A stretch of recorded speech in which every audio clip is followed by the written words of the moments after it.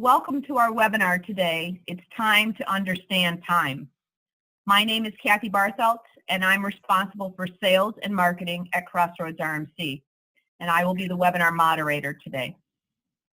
During today's webinar, we will talk about Crossroads MES, a fast and efficient way to capture time from the factory floor. Our presenter today is Anthony Etzel, and he will be giving you a brief overview of our company, our LX practice, and then he will go into the Crossroads MES overview. My name's Anthony Etzel, Tony for those who know me. The Solutions Executive here at Crossroads RMC. I'm responsible for the MES products, dashboard products, the technical service group that maintains these products as well as the deployment of our solution. We're going to go briefly over the Crossroads company a little bit, what our primary focus is.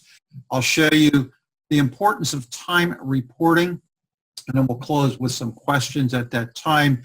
You can send a message. Kathy will unmute you, and we'll entertain any questions at that point. Our story really starts back in the early 1990s. Our team is about 15 to 20 BPCS LX consultants, all of which have over 25 years of industry experience. We're at a point now where we can almost finish each other's sentences. We've worked together so long. We are scattered throughout the Northeast and into some of the central states as well. We are a partner with Infor, the good, the bad, and the ugly. However, on three fronts, the LN, the LX, and a solutions partner for MES. Closely working with Infor on all fronts on regular calls and meetings and enhancing our relationship. We are the largest practice in the U.S. today, and Infor can sell our MES solution products right off their own product list. We have worked on projects all over the world, and our proven project methodology, along with attention to the client's needs, have brought us to continued success in the LX space. Here's an example of some of the areas that we excel in. Our consulting, our technical, our EDI, our MES. I mean, we specialize in all these areas. Now I'm going to go into the demonstration of time reporting, but for a moment I have some thoughts for you to think about. 86,400. And let me repeat that. 86,400. I wonder if this number means anything to anybody that's on the line today. It may, but most apparently it may not. That is really how many seconds there are in a day, which equates to 1,440 minutes in a day.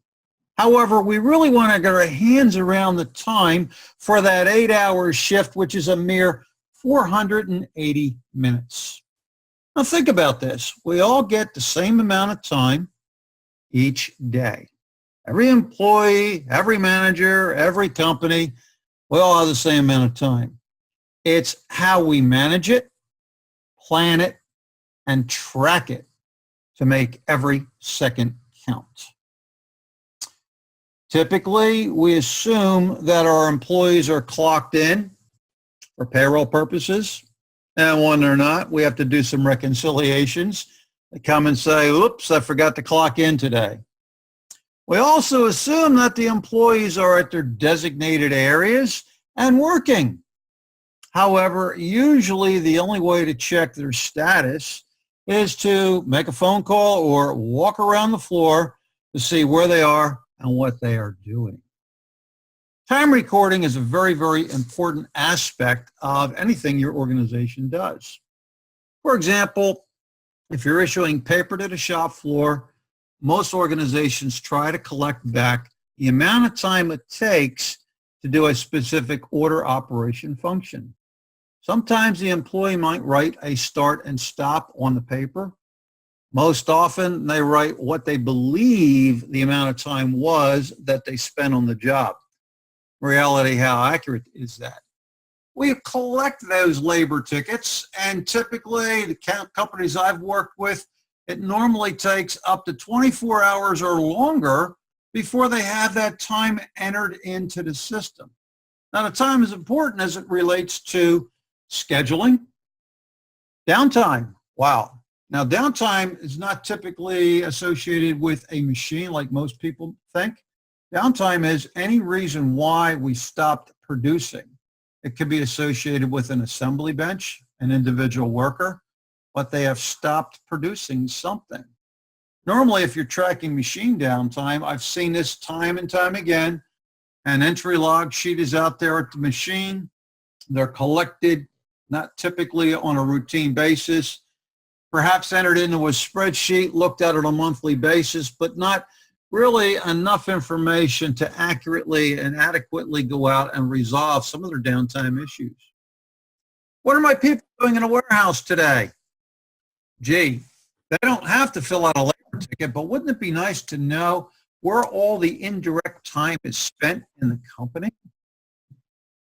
And machine time is also another important facet. A lot of organizations that I work with do base their selling price, their standards on machine time.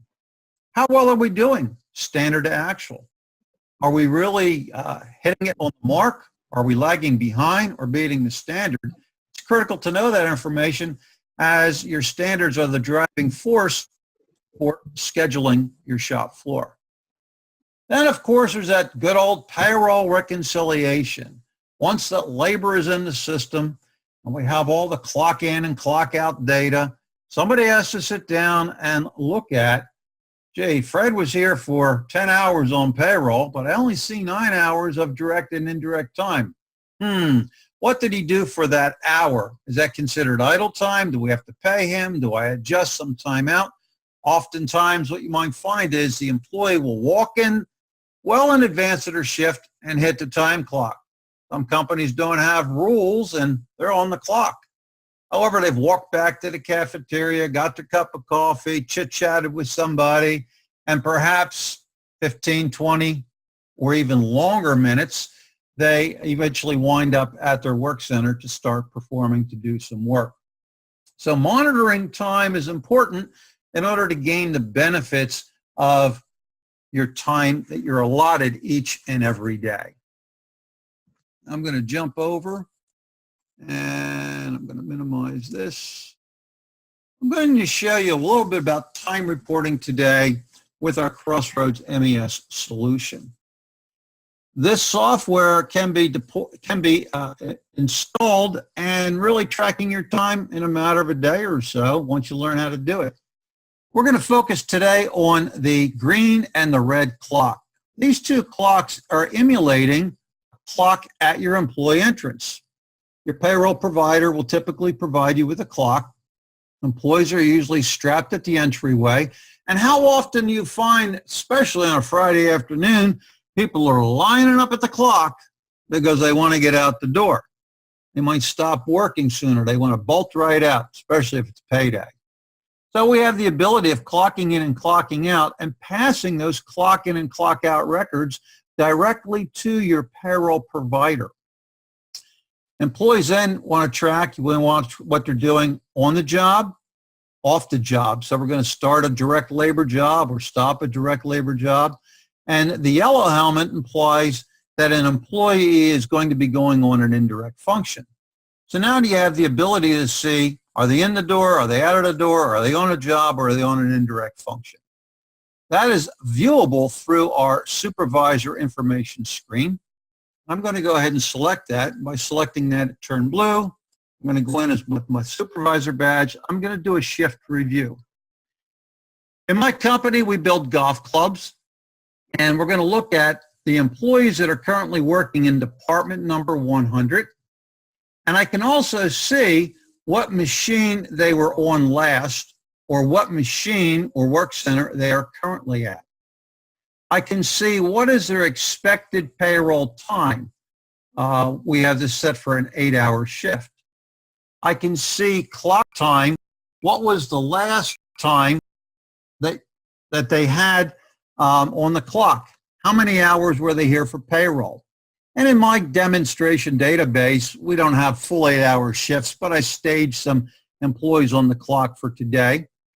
Under the labor column, it shows how many direct and indirect hours did we have associated with my payroll hours, and we have the ability of showing you the variance. If I come down here and I look at this employee, Sue Powder, she is currently out of the building, OUT, and when they're out, it's when we see the actual clock time.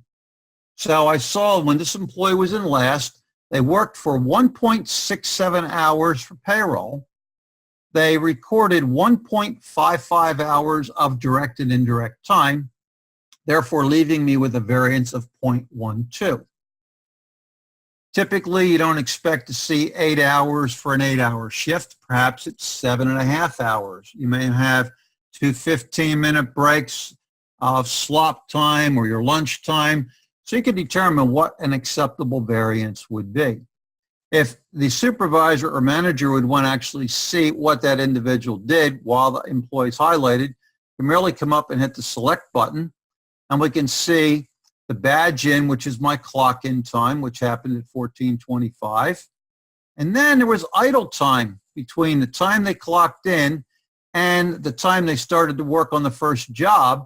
The job was at 15:33. Or 15:53, excuse me, when they started to work on the job. And then they badged out at 16:05, which takes them off the job as well. So I'll come back to my grid over here. For today's purposes, I have a machine running, machine MCH 103. I have the ability of tracking machine time along with people manning the machine with a crew. On CH103 right now, I have 2 other employees that are working on that particular machine. I have employee 1003, he's on CH103, and employee 1006 is also on that machine, and they're all on a job. So if I click that employee, and that machine, and I select that, I can see that the job started at 10:38. They're on shop order 2071. And I'll hit the red X and go to the next person. And this person came in on the clock at 10:33. And they also double punched the clock. We ignored the second punch. And they also started that job at 10:38. They were a part of a crew, and the crew brought them on the job.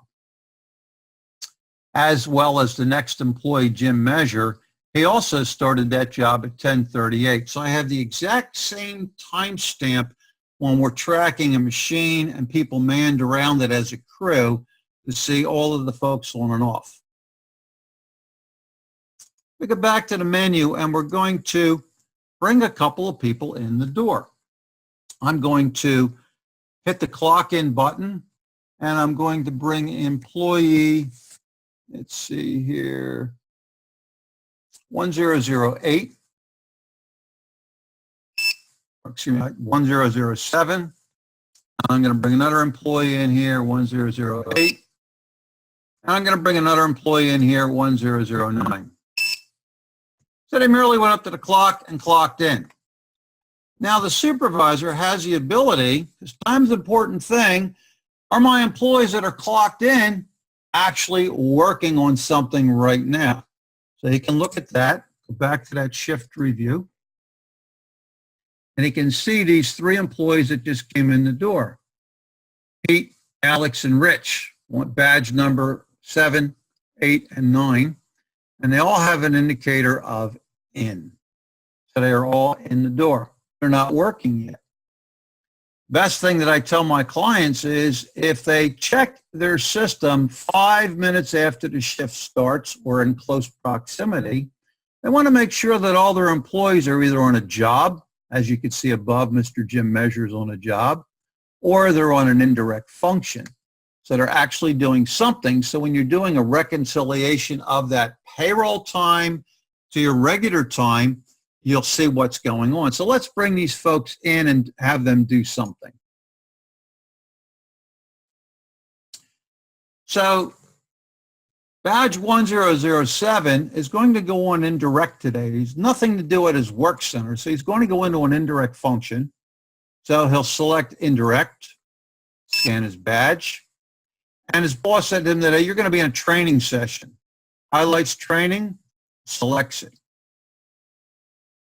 The next employee is going to actually job in to a job. And I see this is Alex, and the last place that he worked was at a powdered metal scale, and he's going to be working right there today. He's going to touch the top, and he's going to be on the job.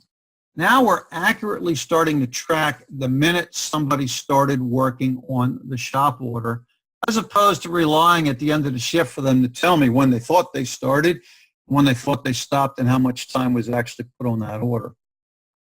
And I think this last person here I'm going to bring in on an indirect function as well. And this person is actually going to be, we're going to do machine cleanup today. We're going to clean up around the machine today. Now let's look at our supervisor information. Look at my shift review. So these are the three employees that we just brought in, Pete, Alex, and Rich. I can see Pete is on an indirect function, Alex is on a job, and Rich is on an indirect function. Okay, well, let me just double check and see what they're working on. So I'll highlight all three. I'll come up and I'll select them. And I can see that Pete came in the door at 12:28, and at 12:30 he started an indirect function, and he is in training. Also at 12:28, Alex came in the door, and at 12:30, he jobbed into a job, 1965. If I fold my screen, I can actually see the operation number and the operation description of what he's doing. And my last employee also clocked into an indirect function called machine cleanup. Now, earlier today, you heard me say that we are tracking machine time on a particular machine, and I've got machine MCH 103 on a job. Now, MCH 103, that's the badge at the top, that becomes the crew badge. So it not only starts the time for the machine, but it also allows me to associate employees on a crew. So on this job, on the shop order, order 2071, I can see that my machine is running and I have two people on my crew at this moment in time. These folks have just finished with what they're doing and they're immediately going to go to the next job. Typically, Mike and Jim would have to write down or go to a clock or do something to say what they're doing. In this case, as well as record what the machine was doing. What I'm going to do in this case is I'm going to do a swap with quantity. So I'm going to take these folks here, and I'm going to swap them. And it says, well, did you produce anything? You had 50 pieces left. So I'm swapping from one job to an next. I'm going to complete it. I'm going to say I did my 50 pieces.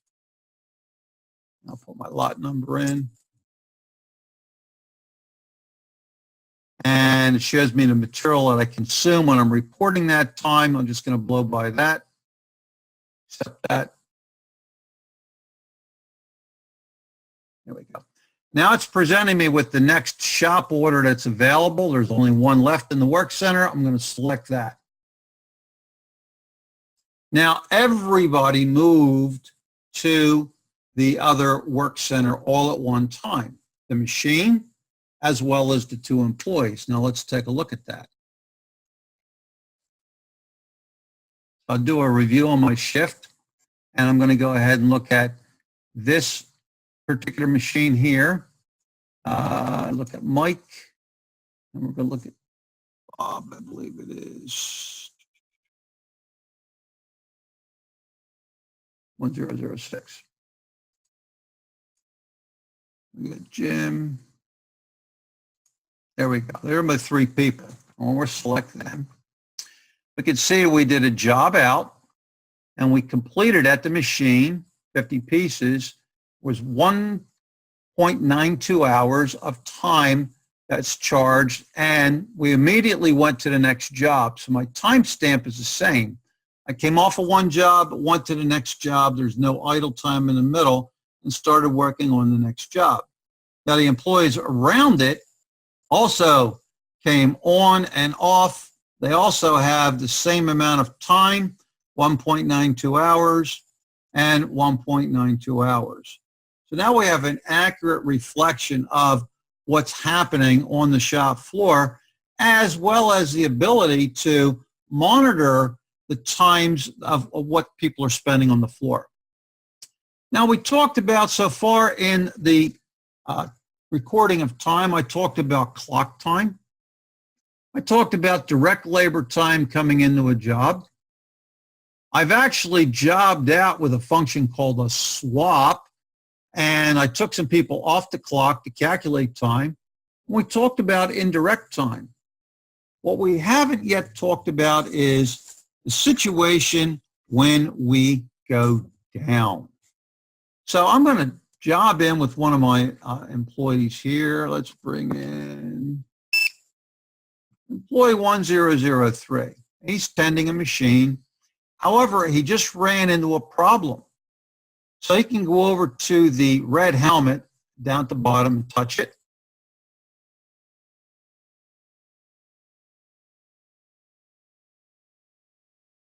And I got that little circle there. Let me just double check something here. The VPN is connected. I got a delay. Let me come back out of that.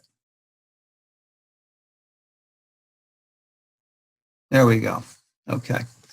I don't know why that was. A little delay in response time. What I'm going to do is I'm going to highlight this job and I'm going to suspend it because I have a hopper jam. I'm down. I'm not producing anything. So now my job has actually been suspended. Supervisor can always go back in and look, and he might be doing a shift review. Gee, I wonder what my employee 1003 is doing on his job. Let me select him. I can see, oh, he's got a hopper jam right now. So during the course of the day, you can determine when you want to record downtime. What is the event that constitutes downtime? There are times when it's normal, you're going to stop a machine or stop a line for a quick tweak here or there. It should be built into your standard routing time.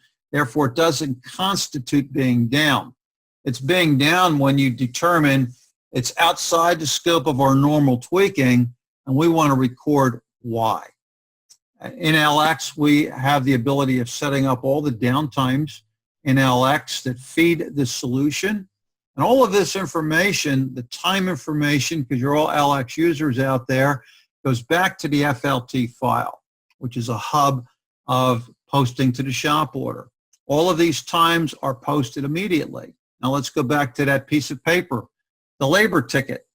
Right now, I didn't have to do a labor ticket. I didn't have to wait to the end of the day to look at it, and I didn't have to wait till tomorrow to see time that was actually posted to shop order 2071. There was 1.92 hours, and I know that that operation was completed.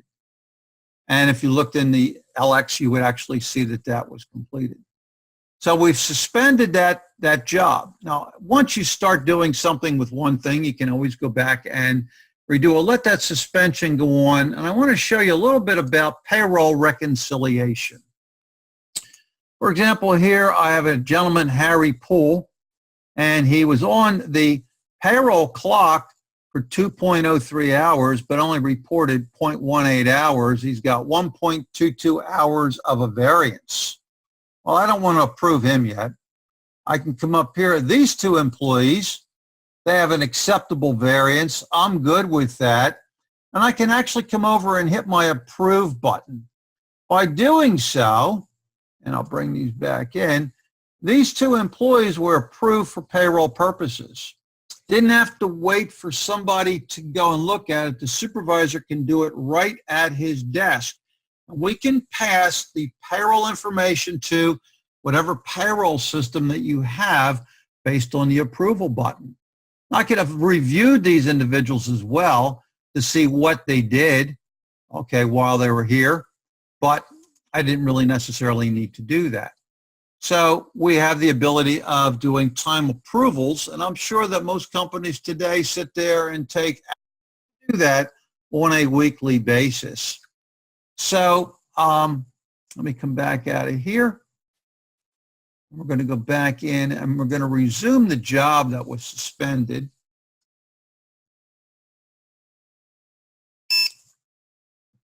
So I've fixed my hopper jam. I highlight it. I just say suspend. Oops, excuse me. Say resume. And I am now active and back on that job. So what we've covered currently are clocking in, clocking out, job in, job out, indirect in. I lied. I didn't say clocking in yet. Let's take somebody out. They're going to leave early for the day. So when I clock somebody out, I can have them job out, or I can have them clock out and job out at the same time. I'm just going to job out that employee 1003 first. I'm going to hit job out, and I'm going to scan it. And I'm merely going to say I'm off the job. And now I can come back over. I'm going to walk over to my time clock or whatever the case might be, and I've clocked out. Employees can also track their own time. Before he walks out the door, he says, gee, I wonder what I did today. He can highlight that and look at his own time, and he can see all his entries for the day. And now at the top, I can see I have 1.83 of direct hours. I had some indirect time in there on my downtime. I've got my clock hours of 1.98 hours. Supervisor can also look at that same information. And let's look at employee 3. I know Mike had to go home early today. Let me just double check what he's done. And the supervisor again can see all the same information regarding that employee. We combine direct and indirect hours on the review screen for this employee. Here's the employee we're looking at. The labor content here is a combination of both direct and indirect hours. And I know he went home early. I'm happy with this guy. I'm just going to go ahead and approve him now. Boom. I've approved him. So he's now been approved. That, in a nutshell, is how easy it is to record time to a job, record time to an indirect activity, clock in and the clock out. The beauty here is you can eliminate clocks at the doorways if you so desire, and have your employee utilize a clock within the software. Or you can actually, the first job in, they could automatically be clocked in. I have an example of that I'll show you with one of the employees that I used earlier today. Go back to my supervisor information. And with one of my employees that I earlier set up today that came in the door, I was employee on badge 1001. I'm going to select him. And I can see I have an exact timestamp for my badge in, which is on the clock, and my job in of 1027. So I had the system set up. As soon as he hits the clock, the first time he's going to work, clock him in on the payroll. Depending on your rules for your company, it really will eliminate the need to go back and look at the idle time and the time it took from the clocking in to the actual jobbing in. So we have the ability on tracking time to give you some flexibility with regard to how you want the employee to record that time in combination with other transactions, or mandatorily individually make them do that. Let me come back to our PowerPoint, and I want to just summarize real quick why Crossroads RMC we're proven in the BPCS space.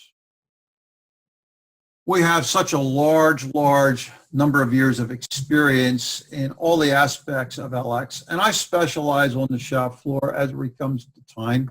And we can bring your projects in on time, on budget, and we are that single throat to choke. We're the single source of accountability for you. That's why if you're interested in improving your time and doing things with the time, it's important for you to understand the vendor that can give it to you all in one shot. I'm going to open up for questions at this point. If anybody would have any questions to me regarding the time aspect of the Crossroads solution, I'll be taking any questions.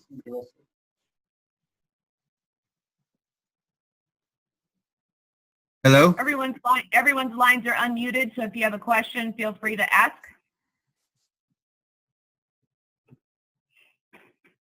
Or you can type it in the chat box, either way. Well, if they're unmuted, I'd like to ask a couple questions, if I may. Maybe we'll get some answers. We'll spark some. Sure. All right. Is anybody out there currently keying in their direct labor time to LX? Are you using SFC 650?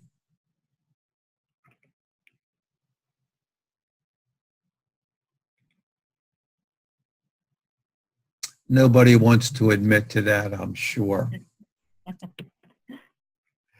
Do you know? Tony, Go ahead, Kathy. I do have a question that came in over chat. How can payroll clock hours be reconciled with time reported in Crossroads? Okay, it's a good question. I think we did cover that. And let me bring the Crossroads app back up, if I may, real quick. I'm going to sign back into it. I killed it. Go to my supervisor, go to my supervisor shift review screen. And on the shift review is how you actually can look at the time reconciliation of clock time to actual time to see what you were doing. And I did demonstrate how you could actually approve that time and look at your variances. One key important aspect here is knowing your actual time. You can start to collect your actual time and, say, in 3 months, summarize it at the parts that you're doing and say, how well do my actuals compare to the standard? Are my standards really accurate today? Oftentimes, companies that I deal with, their standards haven't been updated in years. Employees may know how to beat that time. Or if you're asking them to write the time down, they go, well, the standard says 3 hours for this operation. Well, that's what I'm going to say. Ha, I can get it done in 2 hours and 45 minutes. I got myself a 15-minute built-in break versus having them clocking on and off. They can't be, you'll know if they're beating the standard or if they're not actually achieving the standard that's happening out there. Any other questions? One that I received earlier when we asked for our participants, how long does it take to implement the Crossroads time reporting feature? That's a good question. The software is installed in about a day over top of your test environment. We train you and do a little mini prototype, and you can bring your time reporting up very quickly for just clocking in and clocking out. If your shop orders are in good shape and you want to start recording direct and indirect labor time, setting up your indirect codes in IMV 140, a company can bring up the full breadth of this in as few as 60 days in terms of, depending on the size of the company and what they want to do, to get all of this under their belt. So they're eliminating a lot of manual effort and energy, and they're prototyping it through their business. If you just want time reporting, probably do it in faster time than that. Any other questions for Tony? Okay. Well, if not, then I want to thank everyone for joining us today. Again, this webinar has been recorded and a link will be sent out to all registrants sometime next week. And I want to thank you very much and hope you have a wonderful rest of your day. Thank you, everybody. Bye-bye.